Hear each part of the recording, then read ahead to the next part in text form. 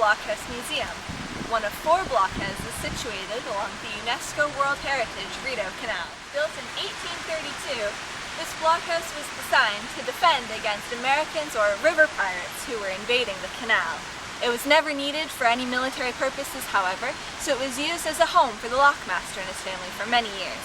It is now a museum that is operated by the Merrickville District Historical Society. Come follow me and I'll give you a tour around of this wonderful building. First thing you'll notice about this blockhouse is its impressive stone walls. Those are limestone that was brought up from the Rideau Canal during its construction. They're 4 feet thick here at the bottom, and they taper up to 3 feet at the top of the building. Another impressive feature of this building are the floors. These wooden floors are actually the original floors, all the way back from 1832. You'll note some of the wear and tear on them because this building was used for storage for quite some time.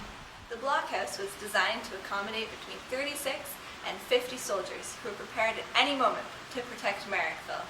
Beneath our feet here in the basement there is a powder magazine that stored the munitions for those soldiers. Follow me to one of our exhibits that highlights Sergeant John Johnston, one of Merrickville's first lockmasters, who actually made the blockhouse his home for 33 years. Sergeant John Johnston and his wife Margaret lived in the upstairs of the blockhouse with their children. Here at the museum we have a number of artifacts belonging to Sergeant Johnston and his family, such as their family Bible, a couple of swords, and the hat that he wore while he was serving as lockmaster. Follow me to the second floor of the blockhouse where you'll see more of how the Johnston family would have lived when they lived here in the 1800s. Be careful on the stairs. They are very tight and narrow, which is actually a defensive purpose. When there were soldiers living upstairs, if anyone who was invading came inside and tried to get up, it would be very difficult for them to run up 2 at a time with their bayonets and rifles. Welcome to the second floor. This would have been the living quarters for John Johnston and his family. If you'll look up, you will see all of the original beams in the ceiling. And you will also see beams such as this, which are again the original. You can actually see axe marks from where it was hand cut. Unlike downstairs, the floor up here is not the original floor. This was put in the 1960s when they did some renovations to the blockhouse. The original floor of the blockhouse was 18 inches higher than what it is today, because when they were building the blockhouse they put 18 inches of rubble on top of this floor, and then the actual floor was on top of that. That was for 2 reasons. If the building caught on fire, the floor would basically be fireproof because stone doesn't burn. And number 2, it was for defensive purposes. If someone broke into the downstairs of the blockhouse and tried to shoot upwards, the bullet wouldn't go through the rubble. Along each of the 4 walls of the blockhouse, you'll notice there are 3 rifle slits. These were for soldiers to put their rifles out of, and they would aim them across the canal so they could shoot at enemies who were approaching. Also along each wall, located under the rifle slits, are machicolations, also called murder holes. When looking at the blockhouse from outside, you'll notice that the upper section overhangs the sturdy limestone walls. The murder holes are part of that overhang. It allows a clear view down of all 4 sides of the blockhouse, so you can clearly see any enemy threat that is approaching. If someone is approaching and you don't want them to get in, the murder holes allow you to either shoot down or throw things down at the enemy threat. Welcome to the bedroom. This room displays some artifacts that would have been found in pioneer homes in the area. One of the interesting artifacts we have in this room is the wedding dress. It is made out of lace and silk, and it was worn to a wedding on June 14th, 1905. Over here we have a rope bed. That means that the underpinnings of the bed are actually made from woven rope. It is, in fact, an adult's bed, although it looks about the size of a child's bed today. That's because people in the 1800s were actually a lot smaller than they are today. Another interesting thing in this room is the hanging cradle. That belonged to the Merrick family. It was owned by Terence Merrick, the grandson of William Merrick, who was the founder of Merrickville. It was for Terence's daughter Harriet. We have some lovely quilts that are on the beds here. When the Johnston family lived here, their blankets would have been made in the Watchorn Woolen Mill that was located in Merrickville. This is the parlor.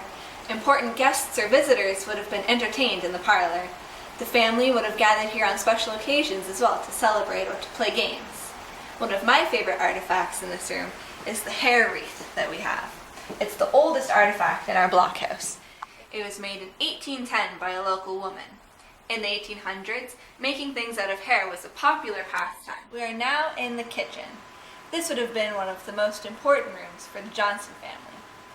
One of the first things you'll notice is this impressive fireplace. It would have been used not only for cooking, but also for heating the blockhouse. It would have been very important because it was the only source of heat. You'll notice that there is a small bed in the kitchen. That would be for an elderly relative who would have needed to sleep by the fire to keep warm at night. The archive room displays documents and papers relating to the history of the community and of families in the area. One of my favorite artifacts in this room is this letter penned by Sir John A. Macdonald, Canada's first Prime Minister. Upon first look, you might be fooled into thinking that this is actually a piano. In fact, it's a chest of drawers. It belonged to Judith Merrick, the daughter-in-law of William Merrick, who founded Merrickville. Here we have some examples of military weapons, such as a rifle, a musket, and the accompanying ammunitions. This corner of our museum is dedicated to domestic artifacts, such as this loom, which is from 1835. We also have various types of spinning wheel and some washing machines, such as this one, which was made by the Percival Plough and Stove Company right here in Merrickville. This is our Harry McLean room. Harry McLean was the eccentric millionaire of Merrickville. He made his fortune working for the railroad company and also constructing hydroelectric dams. He was a very interesting man. He used his money in some fascinating ways. For example, when every child in the village turned 10, he would give them either a bicycle or a pony. He also built a 50-foot tall toboggan slide on one of the local hills, and when the parents complained about it being too dangerous, he simply burned it down to get rid of it. He also would throw money out of hotel windows when he stayed in the Laurier Hotel in Ottawa. It was so frequent, in fact, that people knew that when he was in town to congregate underneath his windowsill. In this room, you can learn a little bit about Harry McLean, his family, and some of the interesting things he did while living in Merrickville. On the main floor of the blockhouse, you can see Harry McLean's desk, and there's also a Parks Canada installation that celebrates the Rideau Canal. Inside the blockhouse, we have a schoolhouse that was from nearby Acton's Corners. This one-room schoolhouse is an incredible example of the educational experience of students in the 1800s.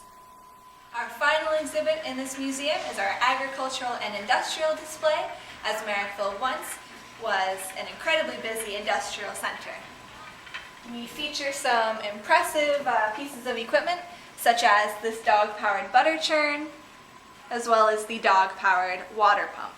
Thank you for joining me on this little tour of our Blockhouse Museum. We invite you to come to Merrickville and check out in more depth our artifacts and information that we have here. There's so much to explore in the Blockhouse and in the village, and we hope to see you soon.